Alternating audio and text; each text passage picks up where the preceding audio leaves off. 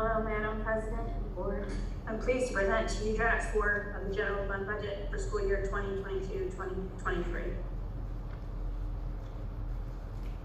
The summary displays revenues and expenditures that equal each other. Carry forward from 21-22 as a projected figure. It is an estimate and embedded in the revenue number by increasing our tax collection rate from 91.06 to 98.568. This amount of tax increase is not needed to balance the budget, but I want to remind you that the tax assessment year is a revenue neutral year, which means no tax increases. This could put the district in a difficult situation when the ESSER money decreases from $2.8 million to $892,000 in school year 23-24. I still stand behind my recommendation to increase taxes. Any questions? Just 1 second there, if you can hear me. I just wanted to draw attention one more time. So, due to the fact that the current fund balance on the AFR is reading $711,630, and the amount needed is 1.9 plus there, and the carryover that is anticipated is 1.25. You can see that would not be enough to use all fund balance. So what we're doing in this case, just to be clear to the board, is increasing the collection amount. The chances of us reaching that collection amount are not very high. That being said, the chances of us bringing in at least $1,200,500 that would be able to be added to the fund balance to make up for the difference in the collection is very high. Okay, and the reason why that's being done instead of just doing that is we are uncertain for sure, and I've never done it before, and don't want to actually do that, which is to submit a budget that in fact doesn't have enough money in the fund balance to balance the budget without showing the increase in taxes. So this will increase our collection rate, knowing that we may not meet that, but also knowing that we are going to come in under this year with a conservative number that she came up with, $1,200,500, that will offset that amount that we would be short. Thank you. Go ahead. I'm sorry. Any other questions? So the total expenditures are the $52,997,914. 52% is salaries and benefits. Purchase services is 7%. Charter school with our reduction, we did have a small reduction there, dropped to 18% instead of 19%. 7% for transportation, 4% for supplies, 1% for equipment, and 11% for dues, fees, and bonds. Any questions?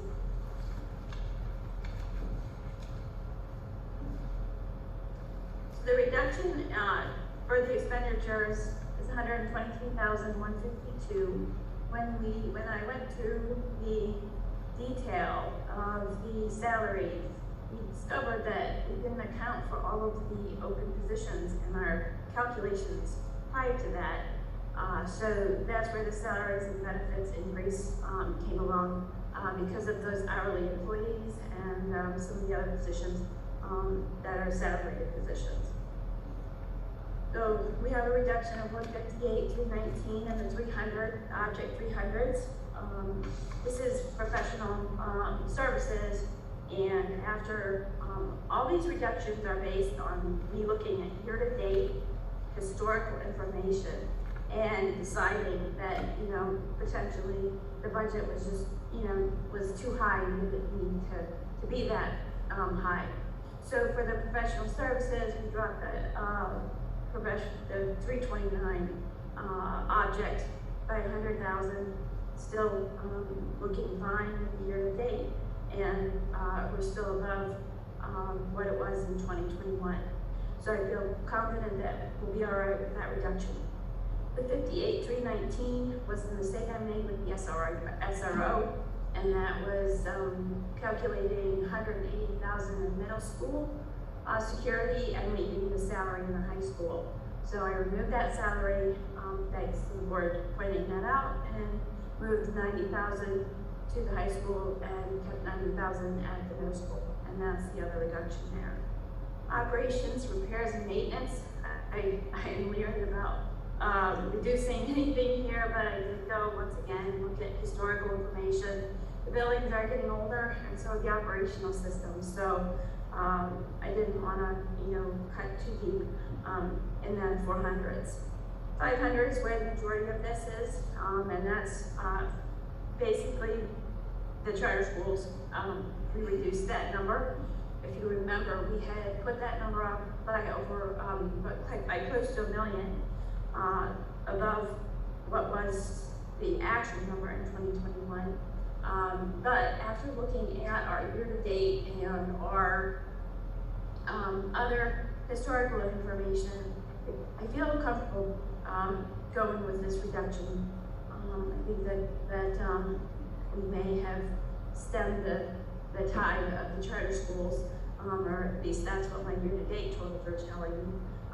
Now we do have two new schools coming in, so there was no way that we could reduce it and take it back to actual numbers for last year. But this reduction, I feel comfortable with it. The 600 supplies, that was suggestions from the board. We looked at the refreshments and reallocated that budget so that each elementary school had equal refreshments, and there was a small reduction there. And then we also suggested, rightfully so, that I should remove all the utilities for Anthony Wayne and Bridge Road. So that's what's driving that number in supplies. And then equipment, 75,000. I went to the IT director and I asked her if she would be willing to move some of her purchases that were allotted for in the 22-23 budget to this year. Currently, her budget is looking good. She's been very lean, very fiscally sound, and she has definitely some wiggle room there. And so we asked her to bring 75,000 of those supplies into this year's purchasing. She'll still come in under budget even with those purchases. She's thinking about doing security purchases, upgrades for security, which will be great to get those in now so that she can plan on doing those over the summer. And other things like projectors and new computers. There's a lot in that number for equipment. So she'll move over and decide what's the best what the best items are to purchase. Any questions?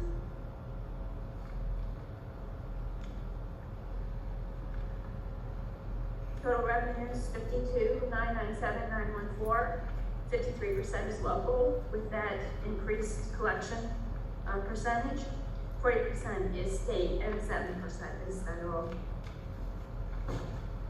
And as you can see the difference, the increase for that collection rate is sitting at the 1,696,101, and the state funding increases from the FICA and teachers reimbursement resulting from the increase in hourly employees. The open positions that we added in, we get that increased our subsidy total from FICA and teachers. Any questions?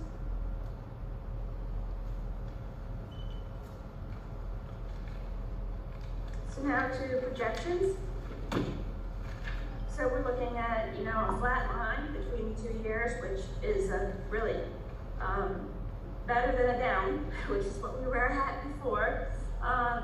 So if we can, hold on to this fund balance and maybe even, have a chance to add to it, hopefully that'll help this line chart look a little bit better.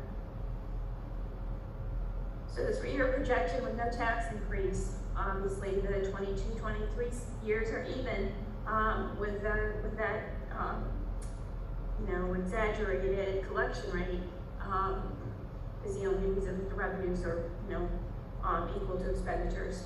So as you go out further with no tax increase, and this is just a display of those ESSER funds going away in the revenues. And an increase of about $2 million each year, which that's based on insurance costs increasing as well as all the contracted employees, union employees have an increase built into their contracts every year. And that's why I had the increase of about 2 million. Any questions? I just have a comment on that real quick. So basically, you can see that the revenues for the 22-23 are equal to that of the expenditures, and she said that's from increasing the collection rate. That being said, when you look at the previous projection where she's saying, 711,000,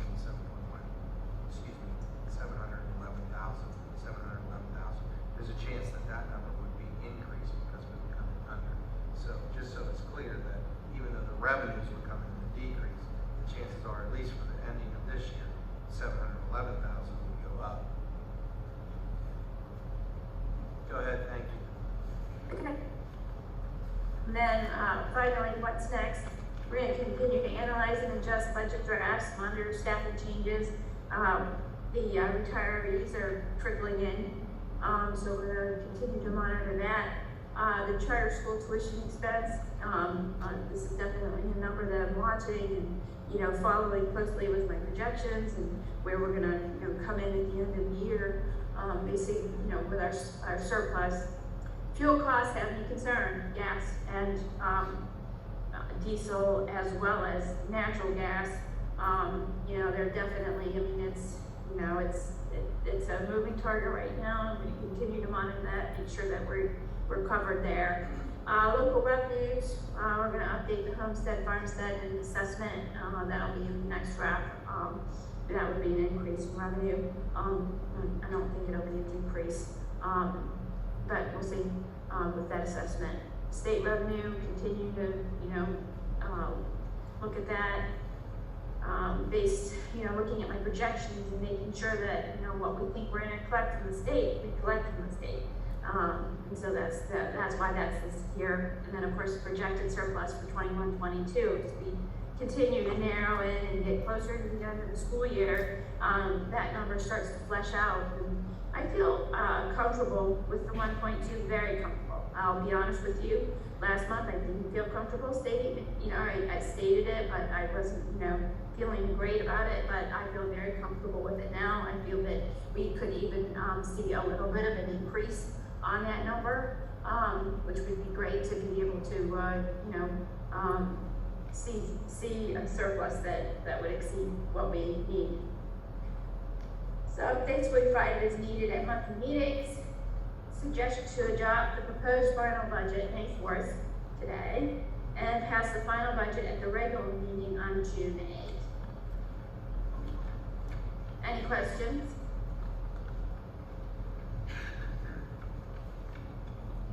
I just want to take a moment to thank all the whole administration team for putting all of this work in. That was a lot of work to look through all of those items and try to find those savings and then, come up with a way to pass a balanced budget. So I really appreciate that. And then thank you to all of the board members who submitted questions. We asked a lot of questions,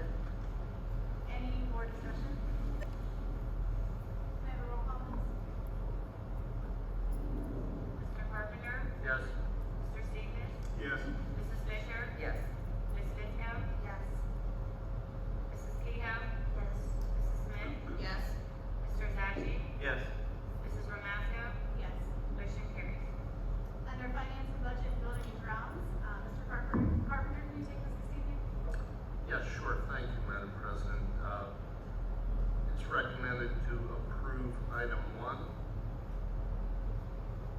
I have a second? I'm second. Any board discussion? Can I have a roll call, please? Mr. Carpenter? Yes. Mr. Cephas? Yes. Mrs. Fisher? No. Ms. Cisco? Yes. Mrs. Kehoe? Yes. Mrs. Smith? Yes. Mr. Zaggi? Yes. Mrs. Ramasco? Yes. Motion carries. Under Personnel and Salary Schedule and Labor Relations, Mr. Cephas and Mrs. Smith. Thank you, Madam President. It's recommended to approve item 1 through 3. So, I forgot, since this is me discussing, would you mind reading through those? Oh, absolutely. Thank you. The 2022-2023 Fall Winter Coaches is recommended to approve the following individuals to fill the designated Fall Winter coaching positions for the 2022-2023 school years at the salary as per the terms of the collective bargaining agreement pending receipt of current clearances, satisfactory drug screenings, TB testing, and responses by current former employers to Act 168 screenings, provided the school year allows, the coaches can hold fall winter sports as normal. You want me to read through the No, that's okay, keep going. Okay, item 2, intermittent FMLA is recommended to approve employee number 38 taking an intermittent leave of absence under board policy 435, family medical leave beginning April 14, 2022, not to exceed 12 weeks. And then item 3, resignation. It is recommended to rectify the resignation of John Bernard from his position as full-time maintenance position effective April 26, 2022 with regret. Thank you, Mr. Cephas. Can I have a second? Second. Any board discussion? Can I have a roll call, please? Mr. Carpenter? Yes. Mr. Cephas? Yes. Mrs. Fisher? Yes. Ms. Cisco? Yes. Mrs. Kehoe? Yes. Mrs. Smith? Yes. Mr. Zaggi? Yes. Mrs. Ramasco? Yes. Motion carries. Under committee reports, non-voting agenda items, this is education and technology, Ms. Smith and Mr. Zaggi. Mr. Zaggi, you want to take these ones? Sure. For item number 1, high school senior projects, it's recommended the administration be approved to adapt the senior project to align with service learning projects according to Act 158 of 2018 graduation pathways. And number 2 is JROTC. It's recommended that the tuition share for non-district students enrolled in this program are as follows: $200 per class, $2,000 for all-day leadership academy, $6,000 for the leadership academy special education, and transportation to be paid by students in district. Thank you, Mr. Zaggi. Under fund, Actually, I'd like to say something about number 1. Kind of very briefly, Dr. Pascarella, can you highlight just a little bit about, do you know why the state changed the initiative? It used to be more of a community service, senior project, and at one time, we were even talking about getting rid of going together here in Elbridge years ago. So, is this a state initiative that we have to follow, and can you explain a little change? Sure. So, technically, the idea of the state initiative part is looking at graduation pathways for students. And there's a variety of pathways, but as it relates to this, one of the ways that you can attain rights to move towards graduation if you are unable to pass the Keystone exam is through service learning projects.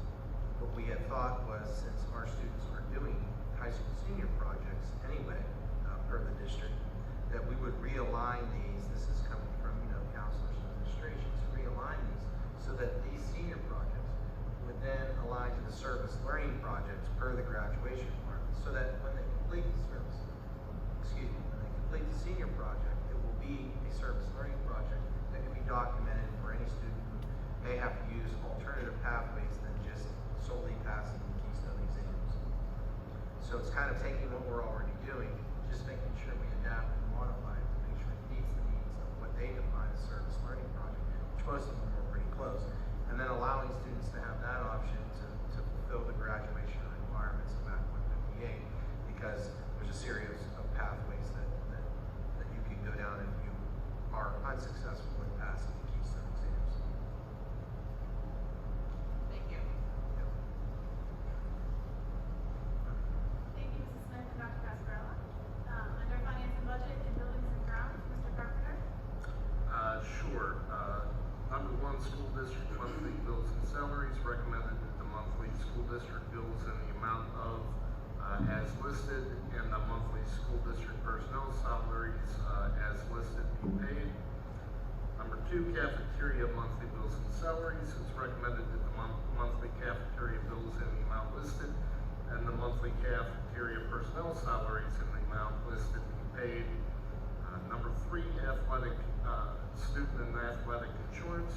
It's recommended that the United States Fire Insurance Company, PSBA endorsed, be approved for voluntary student insurance coverage for the 22-23 school year beginning August 1st, 2022. Goodwin Gruber Agency will act as the insurance broker. Medical limits are $250,000 with a 1-year period. The rate for school-time coverage is $22.50 and $90 for 24-hour coverage.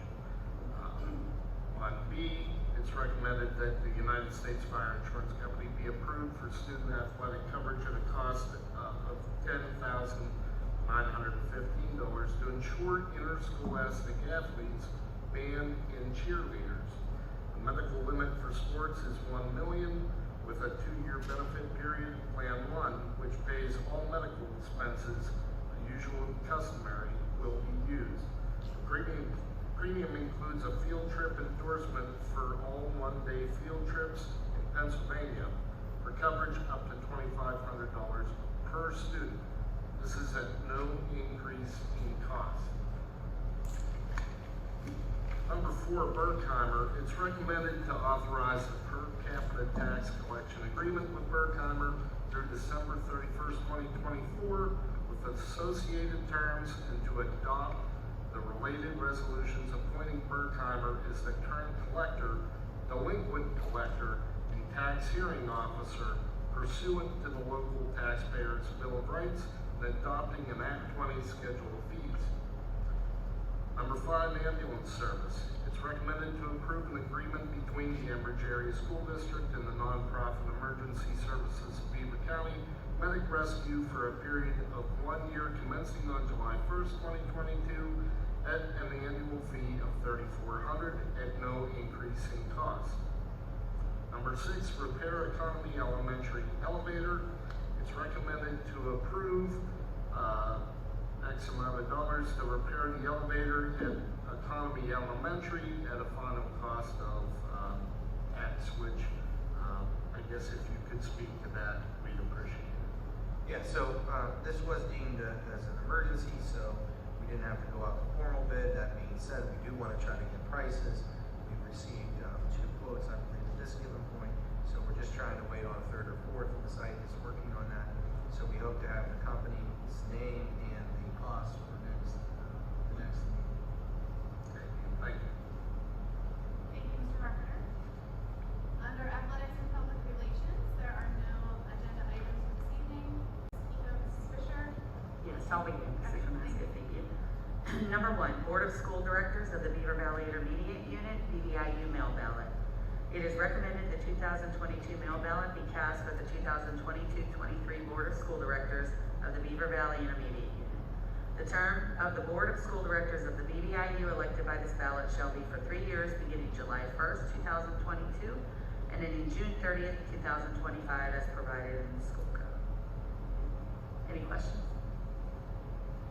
Policy 218, Student Discipline, second reading. It is recommended as a second reading to revise School Board Policy 218, Student Discipline, to update the language regarding off-campus activities to clarify the circumstances under which the Code of Student Conduct and Board Policy applies to student behavior that occurs both on and off campus, and to include language on reports to the threat assessment team.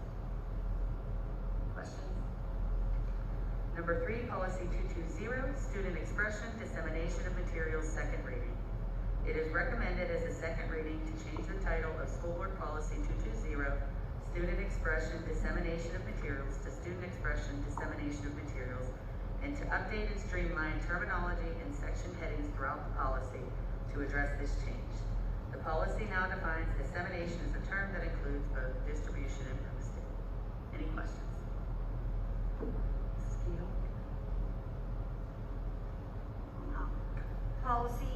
Item number 4, policy 227, controlled substances / paraphernalia, second reading. It is to revise school board policy 227, controlled substances / paraphernalia, to update the off-campus activities section in this policy to refer to policy 218, student discipline, which is where school administrators should be directed when considering consequences for students' conduct that occurred off school property or during non-school hours. Is there any questions? Item number 5, policy 237, electronic devices, second reading, is to revise school board policy 237, electronic devices, to keep pace with technology used in educational settings. Revisions to this policy provide an updated definition and additional options for school entities that allow students to use electronic devices during the school day in approved locations for education's purposes. Any questions? Item number 6, policy 808, food services, second reading. Is to revise school board policy 808, food services, to make provisions to the language related to alternate meals being served to students if the student is not eligible for free, reduced price school meals and the student's account reaches a negative balance of more than $50 in a school year, was removed from this policy based on recent food service audits conducted by the PA Department of Education. Is there any questions on that one? Lastly, item number 7, policy 801.1, records retention and disposition, second reading. It is to revise school board policy 801.1, records retention and disposition, to outline various statutory and regulatory requirements for documents retention and disposition. Any questions? That is all I have. Thank you, Mrs. Keo, Mrs. Fisher. I do not have anything under President's address this evening. Dr. Pascarelli, do you have anything for Superintendent's report?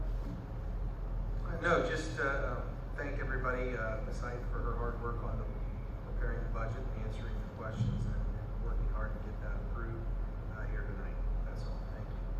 Thank you. Mrs. Turtle? I don't, thank you. Thank you. Ma'am, Ma'am? Yes?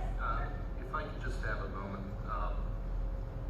As some of you may know, this is Teacher Appreciation Week. And I just want to say, as a parent of 2 girls that go to this district, those 2 girls attended, for much of their early school career, private schooling. And at the recommendation of a neighbor and a former teacher in the district, we took a chance to bring our kids to Ambridge. And I want to just say that the experience that your teachers had given and afforded our 2 daughters at Ambridge has been outstanding. Just outstanding. The opportunities that they've had have far outweighed any opportunities that they were given or afforded in private schooling. And I just want to take a moment to thank the Ambridge school teachers for that. They do an outstanding job. They're not only educators, they're protectors. They've been health agents over the past couple of years. We've asked a lot of them, and they have not only done their job, they've done a great job. And I just want to thank them for that this week. So thank you.